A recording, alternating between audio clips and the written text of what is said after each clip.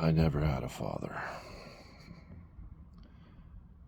Yeah, sometimes I think to myself, it'd be nice to have your father there, to have somebody to ask questions about being a man. And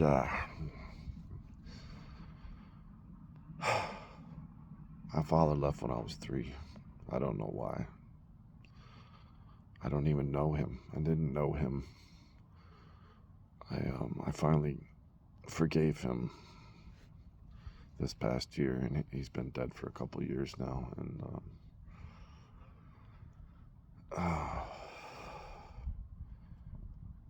he passed away in a hospital, and I refused to go see him. And it was much before that I even wanted to talk to him. I didn't want to forgive him for just leaving my mother. And my life was much more difficult. It's kind of weird to say it like that. It was more difficult without him. And the little I do remember of him, I don't ever remember him even wanting me. And the man that I would call my father, Uncle Daddy, my Uncle Wayne, and my Uncle Larry, my Uncle Swifty, and my Uncle Scott, and my Uncle Craig, and my brother Larry. Man, he did so much for me. They did so much for me. But when my Uncle Wayne passed,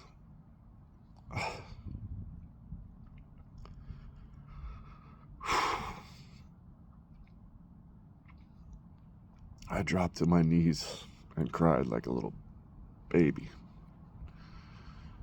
Because I always thought he was going to be there. And he's not there anymore. He's still there. So even though I always had somebody to call back to ask about cars and stuff like that, I never asked him about being a man. And really, because I never had to. Because he always displayed the most amazing man I've ever known. And I miss him. And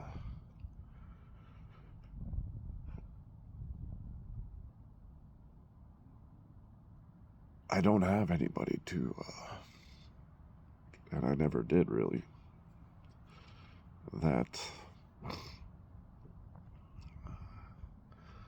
I could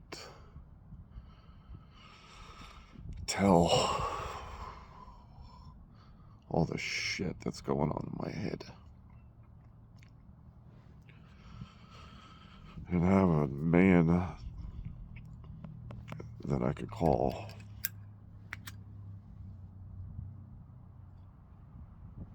Or that would call me and ask me, "How are you doing, son? How's things been going? How's life? How's the family?" None of that. And I could say probably my kids, especially Bowen and Ben,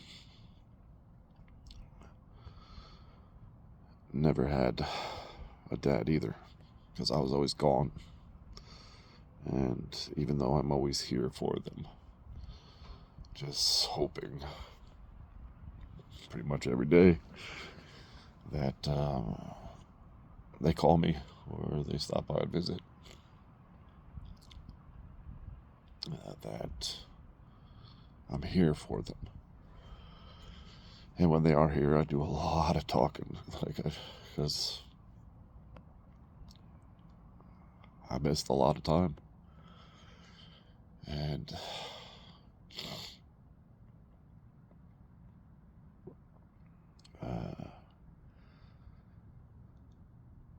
feel kind of weak sometimes for even saying this stuff to complete strangers, really, because I'm putting it out there for the whole world to see. And I'll probably be told, which seems to be the case anymore, that I'm some sort of wuss or stop complaining. At least you have your health. That's funny. And they're right. Why do I have to complain? Man, I'm not really complaining.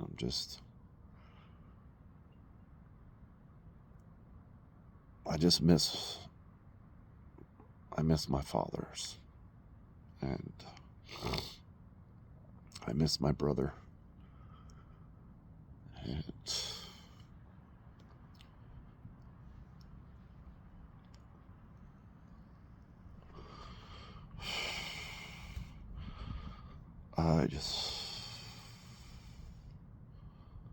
I just want somebody to talk to.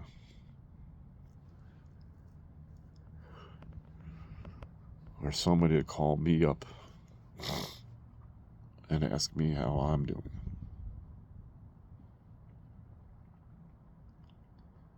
This doesn't mean if you listen to this and you're my friend or anything like that, that you call me.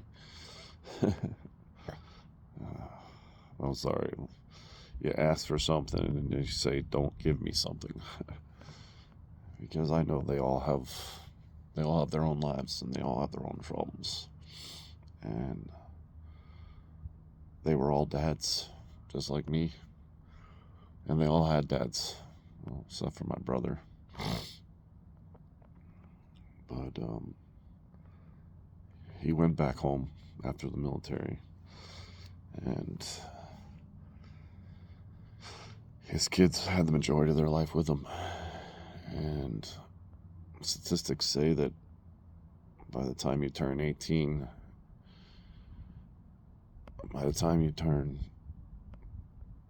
the most time you'll ever spend with your dad will probably be between the ages of birth and 18. And then that's about the most amount of time you'll spend with your father. And it decreases even more as you get older. And that sucks. And I never had a father to call father.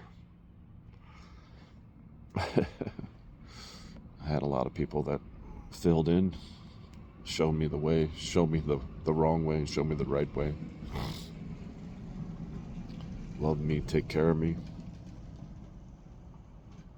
Never said I love you. Not a big thing in my family. Especially amongst men. And I'm to the point now where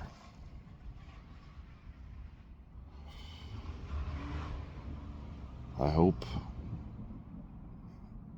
that my kids understand that I love them and I am their father. And I'm talking about all my kids, and you know who you are. And whether you're from my loins or not, you are all my kids. And I love you dearly, and I want the best for you. And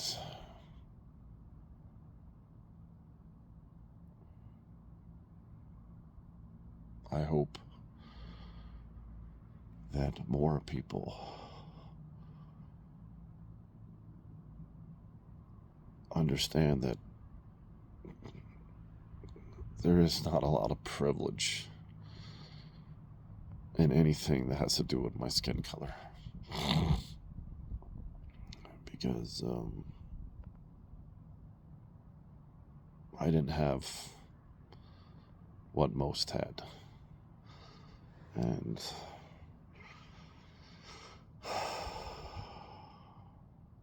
I still don't. I don't really have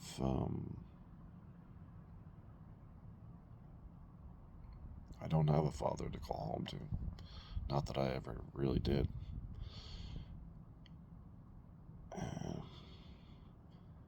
I don't know what else to say other than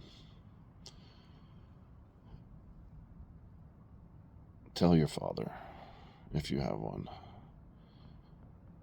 Tell him how much you appreciate him, because he'll get more out of that than anything you could possibly imagine. And call him up every once in a while and ask him how he's doing. Because it's rough out there. And if you wait too long, he might not be around for you to say, how are you doing? And not make it always on him to have to be the one to be the one always taking care of you. And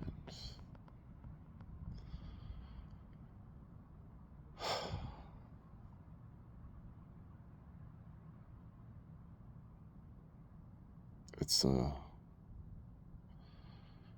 long, long, hard road out there, being a man sometimes.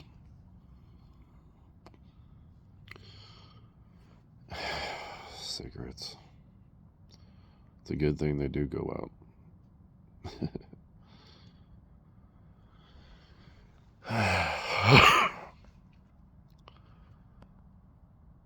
Don't leave it with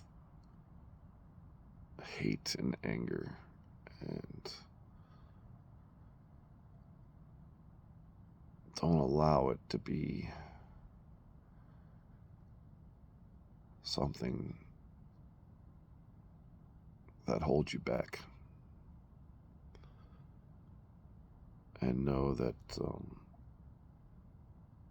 you always do have a Father in God, and He will always love you, no matter what you do. He might not approve of it, but tell Him every day. Pray to the Father. Pray to God. And if you do so, and be grateful for what He has done for you, what He has created for you, what He has allowed you to suffer through, what has He allowed you to be happy through, and the amazing thing to have a family and to be a father of your own. Don't let not having a father here on earth be a reason for not being a good father or being a father. And don't allow anybody to tell you you're bad because you are a father and you want good things for your kids. And you want your kids to be happy, healthy, and safe. And you want them to be free of all these constraints and all these issues that we put on our children. And they end up growing into being hateful people. And just always wanting to do better or to do worse because of their father. And yeah, may God bless us all. One love, one race, under Him. And for all you races out there, the human race, good night. I hope you know that you will always have a Father in God. Good night.